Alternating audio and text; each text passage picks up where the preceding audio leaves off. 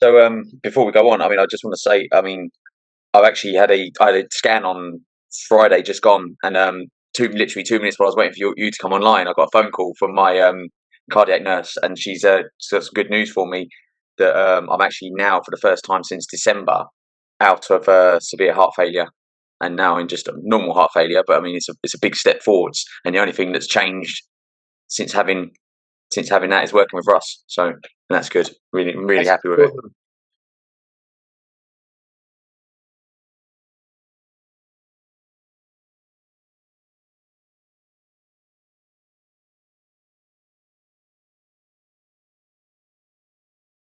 But if you decide that you want to preserve your privacy and make sure all the data that goes in and out of your computer is encrypted, then check out NordVPN. My affiliate link will give you something like a 2/3 discount on some of their packages. I invested £25,000. Today, that investment is worth £5 million. Say hello to our hero, the Hydrogen Energy Release Optimizer. Limitless power, zero emissions.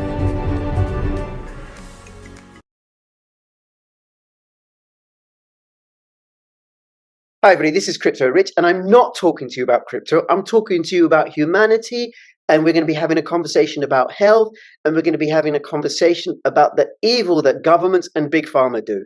Now, before I continue and introduce my guest, who's a top athlete, please subscribe, follow me on Twitter, CryptoRichYT, join my official Telegram announcements channel, and if you're watching this on YouTube, you will not get to see the whole conversation because YouTube's a little bit touchy about certain subjects.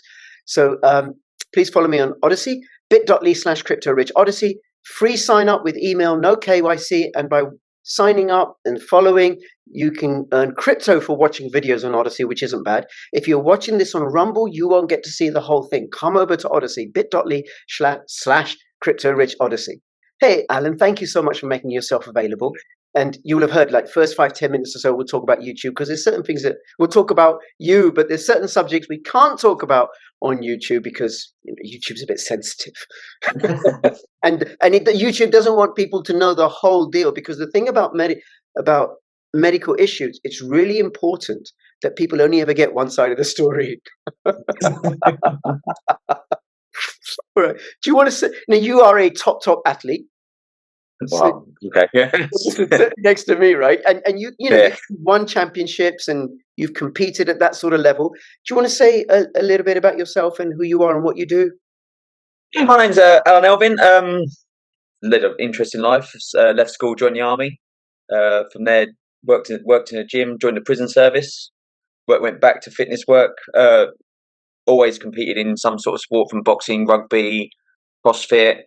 Ended up falling into strongman at about the age of 32, and really it found my calling in that. Had a great coach behind me, and got all the way up to the official strongman games, world championships in Florida last year.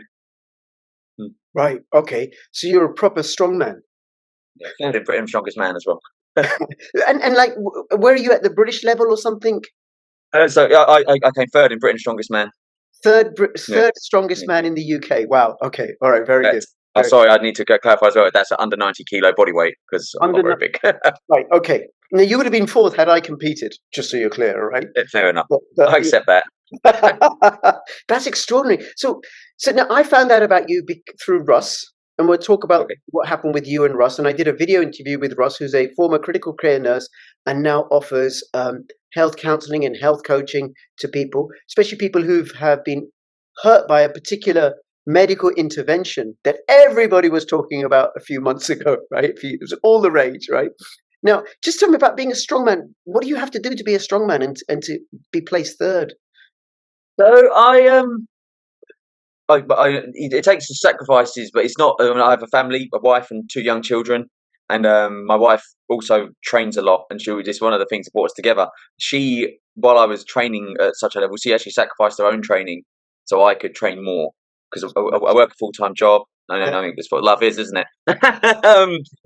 I'd train 4 times a week. Like I said, the best move I ever made as an athlete was employing a coach, Shane German at MST Systems. It's the best thing that ever happened to me. He's not only a coach and a friend, and he's what sort of brought me up to the level that I was at, his expertise. But to win the competition, what did you have to do? To What event wise? yeah. So you have.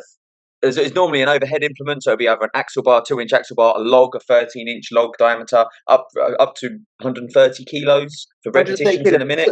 So for American viewers, on a very quick calculation, that's 280 pounds roughly. Yeah, that's right. So you'd be picking it up off the floor, up to your chest, and over the head, and that'd be one rep. And you do as many as you can. At Worlds, we had a Viking press, which you've probably seen on the telly if you've watched World's Strongest Man. That happens. So that was 160 kilos in hand, and that was pretty hard pushing. Okay, and you're under 90 kilos, so you're Under 90 kilos, yeah. several times your weight. Yeah. Right, several times as well, right? Okay, well, I exercise with a 16-kilo kettlebell during the week. That'll do for me, okay? And I weigh a little We bit. have 48. We have 48 kilo kettlebells. Oh my god! Oh my god! Not single arm. Oh, single arm, yeah. Well, I the 16 kilos me and my little finger, and while I'm asleep as well. That's I extraordinary. mean, the under 90 kilo scene is rife at the moment. I mean, the world record deadlift is like 380 kilos under 90 kilo body weight, and if you do the maths towards the 500 kilos that the world record is, but he was 200 kilos when he lifted that. Wow. So if you do the 90 kilo man doing 380, that's a lot more impressive. That's extraordinary. That's really, really extraordinary. Okay, so then I assume from that you're in really, really good shape. One is you don't look like you're 32 and stuff, right? You probably worked in the prison service when you were 14, I expect, right? Just from at least I'm 39 now. Actually, I'm 39. 39. Okay, well, your body may be all wrinkled and old and everything, right? But at least from the look in your face, you look young and youthful. You're looking good for it. But I assume being a strong man, you're going to be in great shape. You're going to be really, really healthy. To be, yeah. It's progressed a lot in the last 10 or so years from the big fat strong men you used to see on the telly. They are athletes. They're athletes now. The people it's not just a case of pick up something and then you're done. It's that you have to be an athlete, so you have to be athletically strong.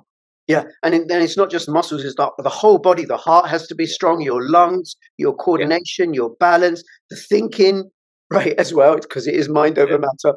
As I struggle with my 16-kilo dumbbell, right, and then also diet and sleep, and then having a supportive environment so you can do all this, right. Well, that's pretty extraordinary. So I assert you're one of the, I don't know, maybe in the top 0.1% healthiest people in the UK. Well, I don't know about that, but maybe. Well, I wouldn't know, so maybe.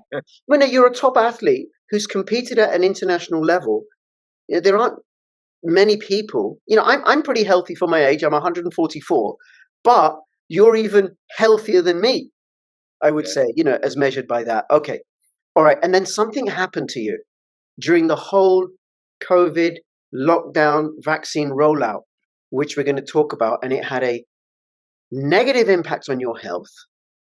And I think in a way, although you haven't said this to me because we've never really spoken before today, a surprising negative impact, which we're going to talk about, and things are turning as well, which we'll also talk about.